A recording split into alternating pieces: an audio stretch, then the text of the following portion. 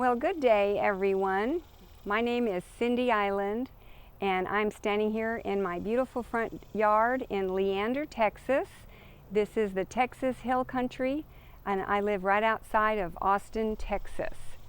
And this is not the easiest area to garden in. We have rocky limestone soil, very thin soil.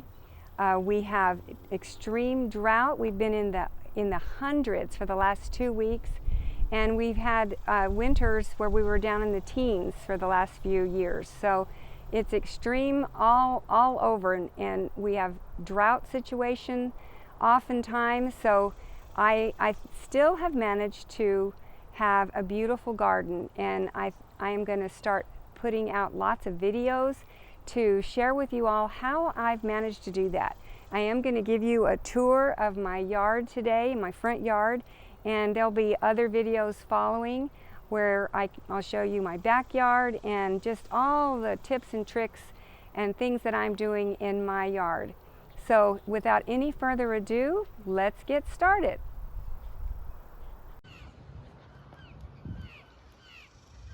So I have a garden all the way across the front of my home, and I'll just kind of slowly show you what's growing here.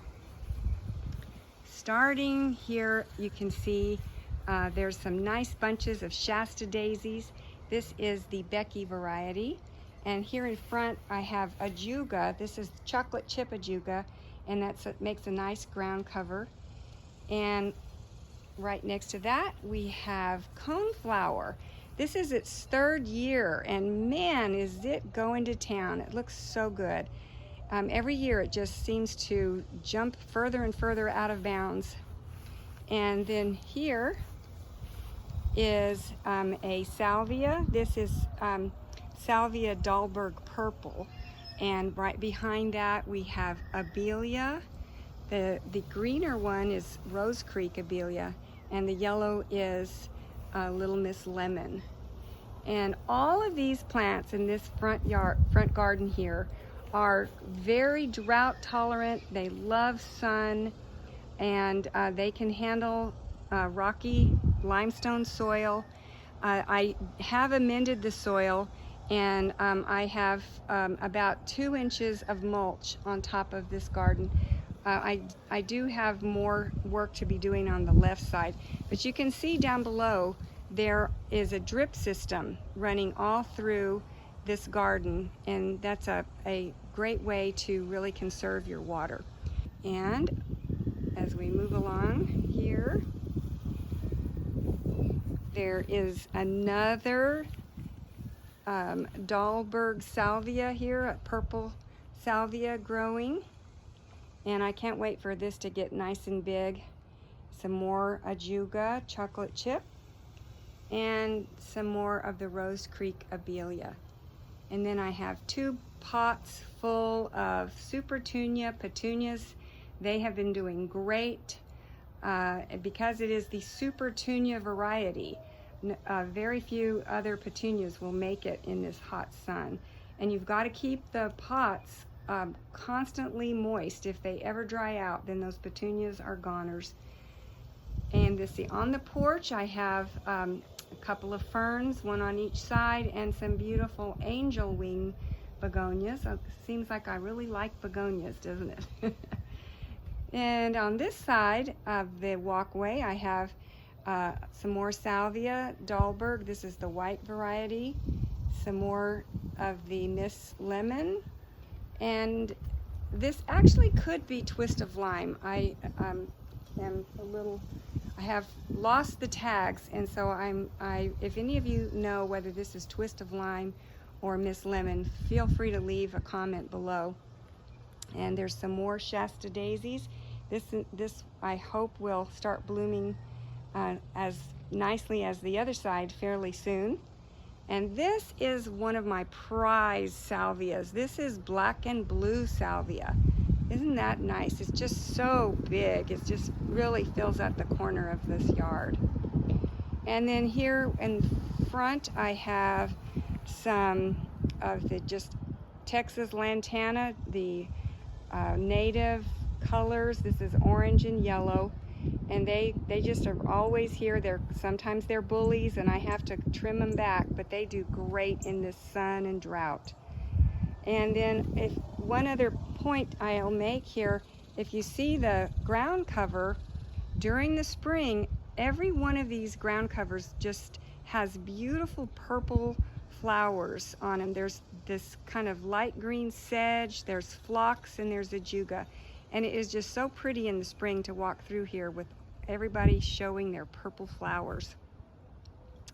Moving a little further along, there's a society garlic that's not done very well this year. I keep my pittosporum in pots. I have lost all my pittosporums in the cold, so I just bring them in every winter now. And they are not as happy as they would be if I took them out of the pots, but that's the way it goes. Here is a calancho. If you don't have a calancho in Texas, you've got to get one. They are tough plants and just do great. And they put out beautiful orange blossoms. The other one at the other end has a lot more blossoms that I'll show you. And I have an abelia here. This is Rose Creek, and one on the other side. So very soon I'll have some nice foundation plants along this front wall. I had some cherry laurels, nice columnar plants, and they died in the freeze, so I've had to replant there.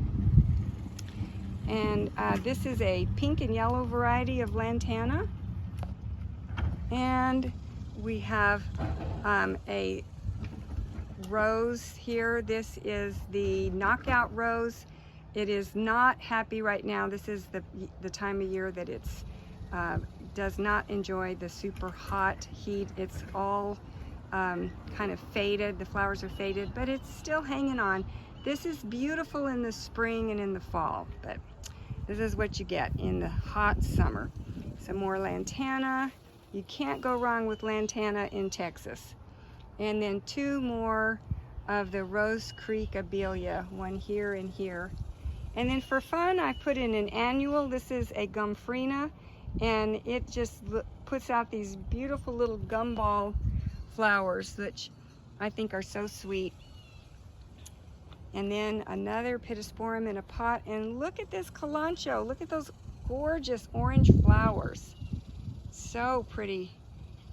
And another lantana. And then I'll kind of slowly move you over here. This is the front yard. This is zoysia grass. We live on half an acre, so we have about a quarter acre in the front here and another quarter acre in the back. And then on the other side of the driveway, we have a wonderful tree. This is vitex, and this is so easy to grow and transplant.